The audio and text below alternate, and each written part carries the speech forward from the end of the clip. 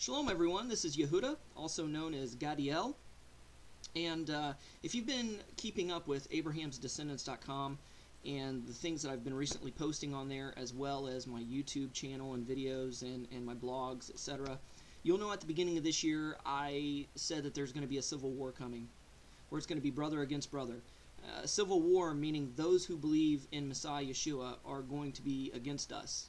And we also believe that Yeshua is Messiah, but it goes deeper than that. For those of us that are Jews by ethnicity, Hebrews and Jews by ethnicity, this civil war involves the Orthodox Jews coming against us as well. It's also those who have been grafted in, the adopted, those Gentile believers in Yeshua. They're also going to be coming against us. It's a civil war. Why? Because we're breaking boundaries, we're breaking molds, we're following the halakha, the teachings of our Rebbe Yeshua, and not conforming to any dictates or traditions according to man and whatever they espouse their sect or religion to be.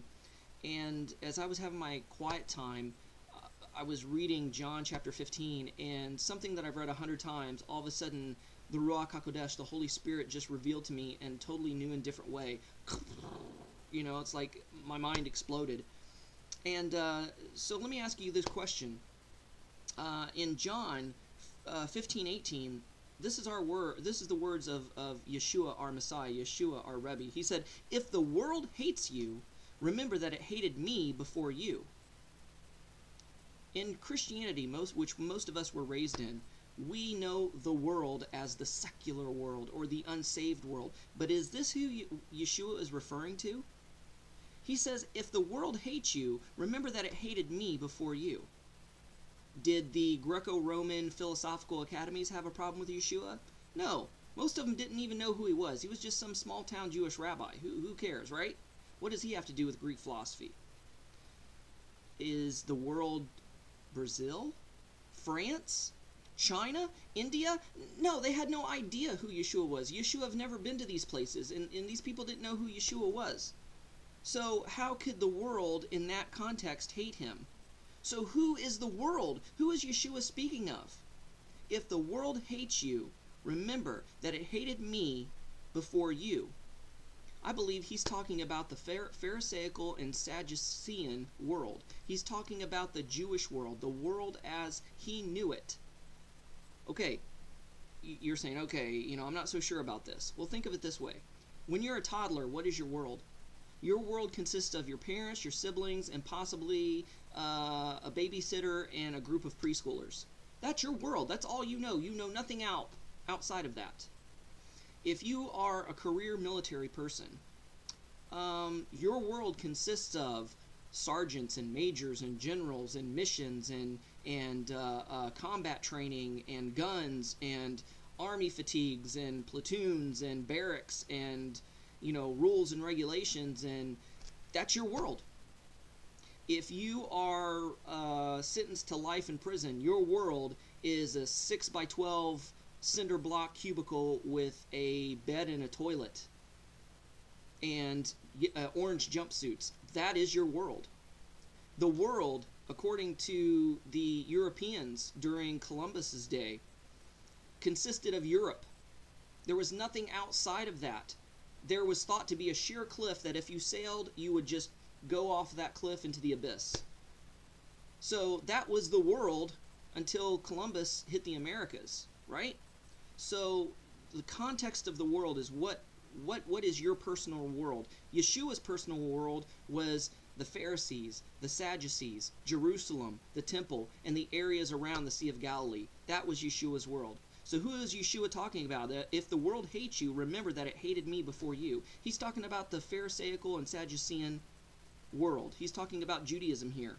Verse 19, if you belong to the world would love you as its own, because you do not belong to the world, because my choice withdrew you from the world. Therefore, the world hates you. In other words, if you were conformed completely, hook, line, and sinker, dyed-in-the-wool Pharisee, dyed-in-the-wool Sadducee, dyed-in-the-wool Orthodox Jew. You followed all the customs and traditions.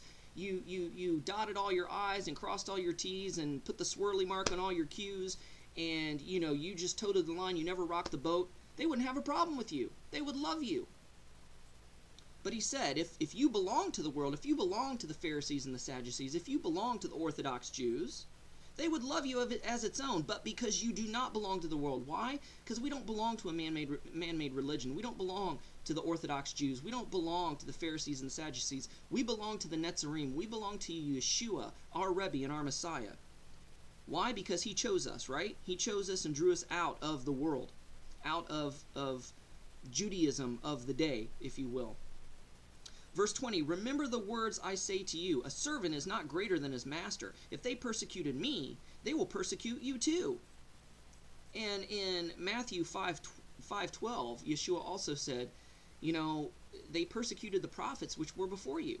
So why do we think we're exempt from persecution even though we follow Torah, even though we walk in Torah and keep halakha and keep most of the customs and traditions of Judaism? Why do you think that we would be exempt from persecution? Because our leader, our Rebbe, our Messiah was the one persecuted. And if we walk in his footsteps, we represent him. And they see us as following him, therefore we're going to be persecuted, right? Okay, let's jump down to verse 21. But if you will be on my account, that they will do all this, because they do not know the one who sent me. If I had not come, and if I have not spoken to them, they would have been blameless. But as it is, they have no excuse for their sin. Anyone who hates me hates my Father. Okay, basically, he's talking about, the Judaism of his day. They knew the Torah and the prophets like the back of their hand. They knew the prophecy in Isaiah 53. They knew the prophecy in Daniel 9 about the 70 weeks. They knew all these prophecies about the coming of Messiah. And if they had a clue, and if they were really in tune with God, really in tune with Abba Father, really in tune with the Scriptures, they would have recognized Yeshua as the Messiah and would have hailed him as such. But no, they hated him. So it proved that they didn't have a true and proper deep relationship with God the Father. Because if they hated Yeshua, which came out of God, according to John 17, that Yeshua and Abba Father are echad, they're one in plurality, they're one in a unity, and Yeshua came out of Abba Father. And they would have seen him and recognized him as such, but because they didn't recognize Yeshua, therefore they don't recognize the Father, they don't recognize God. If they hate me, they hate my Father. And he said that if it wasn't for the prophecies, and if it wasn't for me showing up, performing these miracles, fulfilling these prophecies, they'd be without excuse. But they know the prophecies, so they have no excuse. They're not blameless, right? Matter of fact, they went so far as to say that Yeshua was in league with the devil because he casted out demons through Beelzebub, the prince of demons. So they were basically putting God in league with the devil. I mean, they were blaspheming there, right? Verse 25, but all this was only to fulfill the words written in their law, or written in the law. Basically, he's talking about Psalm 53:19 that says, they hated me for no reason. They hated him for no reason because Yeshua followed, he's the only one who kept the Torah perfectly. So they had no reason to hate him. But because he was going against their customs and their traditions and their twisted man-made interpretations of certain passages, that's why they hated him, because he rocked the boat of the Pharisaical and Sadducean rule. That's why they hated him. But they had no rightful reason to hate him because he kept Torah perfectly. Okay, so if anybody else is still wondering about, the world, what Yeshua meant by the world, if the world hates me, remember that it hated that if the world hates you, remember that it hated me before you. Just jump down to chapter 16 and read the first 4 verses. Remember, back when John wrote this, there was no chapter and verse division. It was just all one letter. So basically, verse 1 of chapter 16 says, I have told you all this. He said, everything that I just said in John chapter 15, verse 18 through 27, I have told you all this so that your faith may not be shaken. They will expel you from the synagogues, and indeed the hour is coming when anyone who kills you will think he is doing God a holy service. That's the world. He was talking about the Jewish world of his day. He was talking about Pharisaical and Sadducean Judaism. I've told you all this so that your faith may be not shaken, that they will expel you from the synagogues. That was his world. And indeed the hour is coming when anyone who kills you will think he is doing a holy duty for God. Who thought this? Saul, the Apostle Paul, Rav Shaul, he thought this. He thought he was doing God a service when he was killing believers in Yeshua, the sect of the Netzarim, the sect of the Way. Yeah, and that's what he said in Acts chapter 22, verses 3 and 4. And he also said this in Acts 26, 9 through 11, when he was giving his testimony of his conversion. Okay, let's go on. In verse 3 it says, "They will do these things because they have never known either the Father or myself. But I have told you all this so that when the time for it comes, you may remember that I told you." So who is our enemy? Our enemy is the world. Who is the world? The world is the Judaism of the day. That's who hates us. That's who's against us. That's who hates our Messiah. That's who hates our Rebbe. So why in the world is there such a desire and such a movement within Messianic and Netzari Judaism to want to be accepted by the Orthodox Jews, as if they are the ones who are going to give us legitimacy? They don't give me legitimacy. They don't tell me who I am.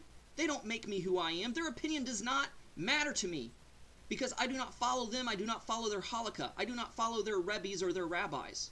I follow Yeshua HaMashiach. He is my Rebbe. He is my Messiah. He's the one who creates halakha for me. And I can care less. I couldn't care less if I'm accepted by the Orthodox Jews or not. So why are you? Why do you care so much to be accepted? Why? You think you're going to reach them if they're going to be accepted? No, they hate us. Even in the Talmud, they talk about how they hate our Messiah and how our Messiah is burning in feces in hell. So why are you trying to placate? Why are you dressing in black coats and black hats and white shirts, thinking that you're going to be accepted? You know what you look like? You look like a geeky nerd wearing a Letterman jacket trying to be accepted by the jocks. Did that ever happen in high school? No, and it's never going to happen in Judaism either. So either return to Christianity and try to be ignorant again, or why don't you just go on over to the other side of the Orthodox Jews and totally deny Messiah and go there? If not, if you have a vertebrae, if you have a backbone, if you have kahunas, forgive my street language, then stand up for Yeshua. Because what did Yeshua say? He says, anybody that's ashamed of me, I'm going to be ashamed of them before my Father which is in heaven. The only person that I'm out to impress, the only person's opinion that I care for is my Rebbe and my Messiah and my Lord, Yeshua HaMashiach. So, this is the first debrief of the Civil War.